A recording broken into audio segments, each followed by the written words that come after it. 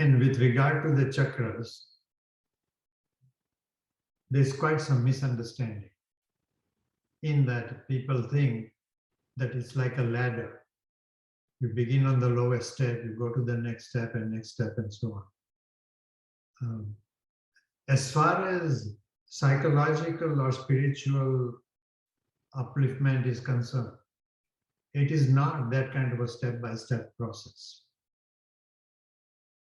If I look at the negative, positive, and the neutral energy with regard to the first chakra, the Muladhara chakra, the reason at that level why the mind has some difficulties is because of attachment to material objects, to my possessions. And what we have briefly mentioned before is that if I'm greedy, that is a really negative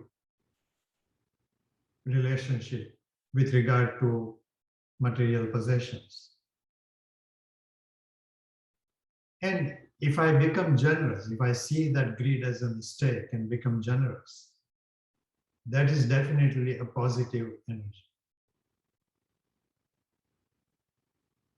But I was suggesting that ultimately what I need to recognize is that whatever I have been given, I don't want to look upon that as my achievement. If I do, then even if I'm generous, I'm still attached to it. The way to free oneself up of attachment is to recognize that my very ability to be generous is a blessing given to me. And whatever material possessions I have are also kind of a gift to me, or I'm a trustee.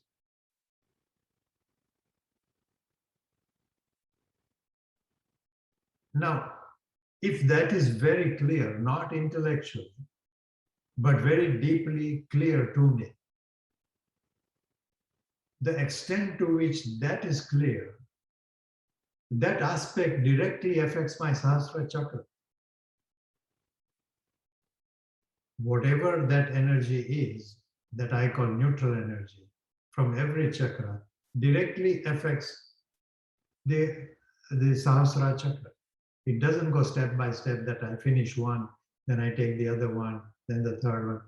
And we very well know that some people may not have any ability to work with the first couple of chakra, but then with the heart chakra, they can work much better. Whatever is confusing me with regard to who I am, at any level that is clear, that level affects the Sahasrara chakra. So what I'm emphasizing is that it's not a step-by-step process.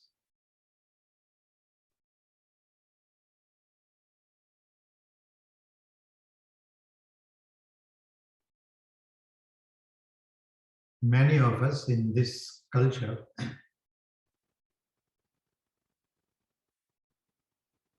relate to what we call heart chakra. I feel something.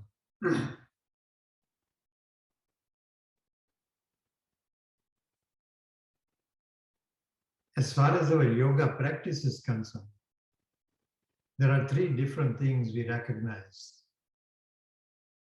with regard to the heart chakra. When I feel down, when I feel bad, when I feel somehow not completely okay, then there is a sense of congestion around the heart.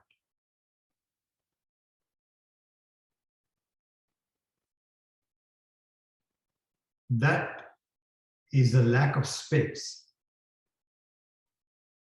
And you want to look at how you can change that sensation. I said there are three levels. One is a purely physical thing, which has to do with physical ill health, things like that that I may be suffering from, might have inherited. The second level is psychological, which comes from my relationship with the world around me, especially relationship with people.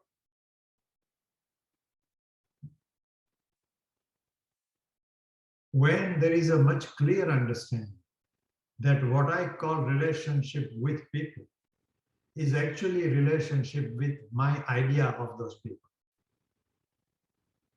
Even though outwardly in ordinary language you can say, if I'm looking at Leslie, I say I'm looking at Leslie, I see Leslie.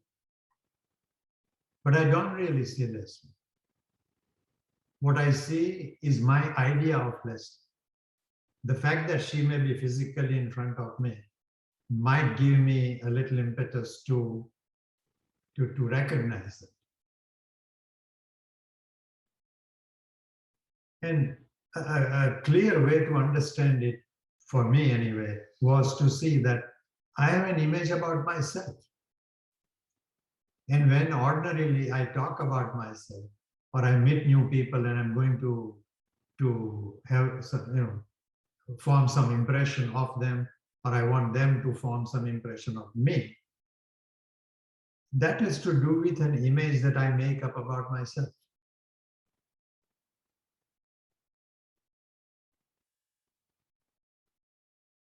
Like, if I go to a yoga conference, I have an image about me as a yoga practitioner, yoga teacher, and I want people that I meet at the conference to see me as a yoga teacher. And whatever my idea be of yoga teacher, I think I'm the best teacher around. Then that's the image I want to portray. I am a beginner, then that's the image I will portray.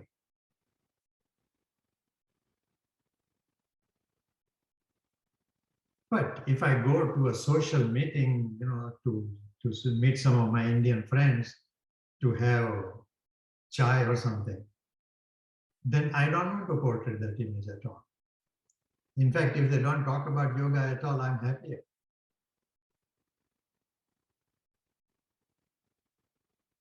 For the sake of functioning on this particular plane of existence on the planet, with different circumstances, I make different one real. I'm an engineer. I'm a graduate of University of London. I went to such and such a school. I grew up in such and such a place. So and so is my parent. All these images I work with. And none of the images are ultimately correct. I'm a conscious being. That clarity has to come. More than anything else, that's a fact. I'm a conscious being. And so is everybody else that I see, including different plants and trees. Plants, trees, bugs, even coronavirus that I don't particularly like.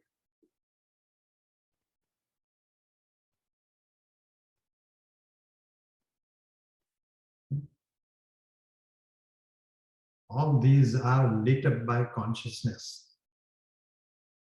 Without consciousness, none of them can function. Nor can I have any kind of relationship with them. And the thing that I also want to be clear about is that while, because of consciousness, all these people, let's say, can function, without that consciousness, nothing happens. And yet, the miracle of it is, while I somehow function because of consciousness, consciousness itself doesn't undergo any change at all, ever.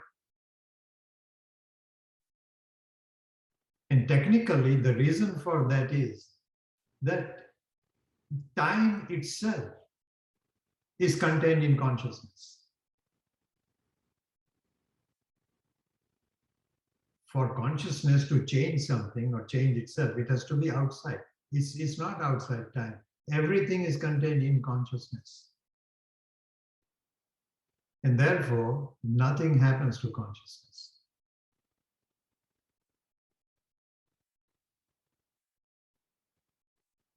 our initial relationship to this consciousness is through the heart chakra for most of us. So I want to look at that space around my heart, how it is open or congested. Firstly, at physical level, which may be because of some inherited condition or some disease that I might have. Second is a psychological level, which comes from my relationship that I just talked about. Third level is a spiritual space. And there the story changes completely because consciousness is not subject to anything. It doesn't change. Therefore, the space that we talk about is a very different kind of space. To give a little example of that, not a very good example. But when a child is tired and lies down on the mother's lap, or mother is carrying the child, that child's weight is 108% on the mother. Physically, the weight of the child may be, let's say, 15 pounds. But if the mother keeps carrying the child for any period of time, that weight slowly increases, becomes heavier and heavier. The physical reason for that is that child is not moving, so feels heavier. But there is a much deeper sense. Love connects the two of them. And that connection causes, on the one hand, lack of physical space between them. But there is tremendously more spiritual space.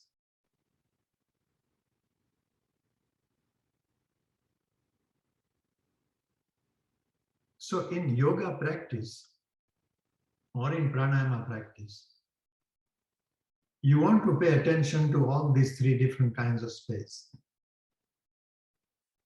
Mind, being what it is very capable of, at least at physical level and psychological level, is capable of increasing that sense of space. Please remember, some people say, so-and-so has a big heart. Actually, physically speaking, big heart is a disease. It's not a good thing. Heart has to be compact and small and then function well. But around the heart, the sense of space must be magnificent. So, seated in whatever posture you are seated in, let's look at that space. Sit erect. Think of that space around the heart. And as you breathe in, out easily, naturally, look at that space in the front of the heart, in the back of the heart, on the left and the right sides of the heart, on the top of the heart, at the bottom of the heart, the so-called skin and surface of the heart, as well as deep inside the heart. What is the sense of space?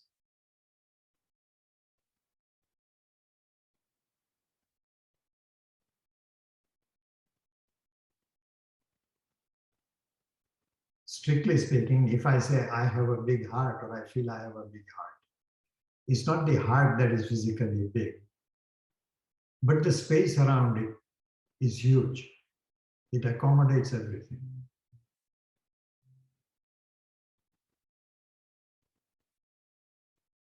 That is largely with regard to the physical organ, the heart.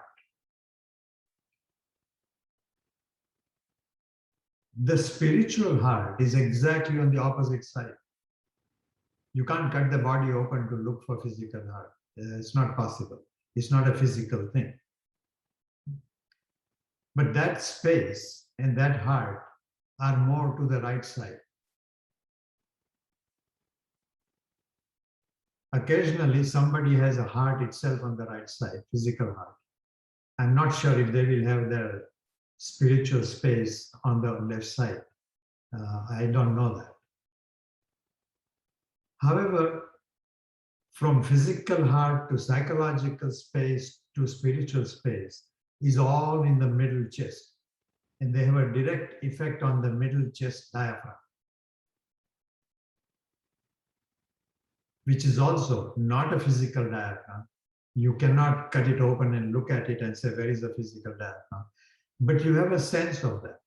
If you try and take a deeper breath, you take reasonably deep breath, and then there is a barrier. And you can go past that barrier by forcing it. That transition that happens is across an imaginary diaphragm that we use more in pranayama. In asana practice, that is not usually addressed as much. But seated in this position, if you are going to meditate, then you might consider that space. If seated in the position, you are dealing with some other psychological issues, then you consider also that space somewhere in the middle. But with regard to physical facts, with regard to your psychological attitude because of whatever relationships you have, and with regard to the sense of enlightenment or progress towards that you have, there will be 3 different types of space. And you want all 3 to increase. Not in a foolish way, and not simply intellectually, but very deeply actual. So if I look at my heart and the space around that, talking of physical level, then I feel a certain sense of space in the front of the heart. I don't feel the same space in the back of the heart. So from this posture to any other posture I do, I try and feel that space in the back of the heart more, since that is the one that is lacking. And same approach will be true when I look at psychological sense of heart. And for that matter, with the spiritual heart also. Since yoga practice that we generally do has to do with physical aspects of the body, we generally pay much more attention at that level in doing every posture. So if I'm doing Trikonasana, to my right side, the sense of space around the heart is little different than if I do Trikonasana to the left side. Can I, at the very minimum, notice that difference? If I don't even notice it, there's nothing I can do about it. So I want to feel that space in different postures and see where my sense of space is, not only front and back, but as I said, left and right side, as well as up and down.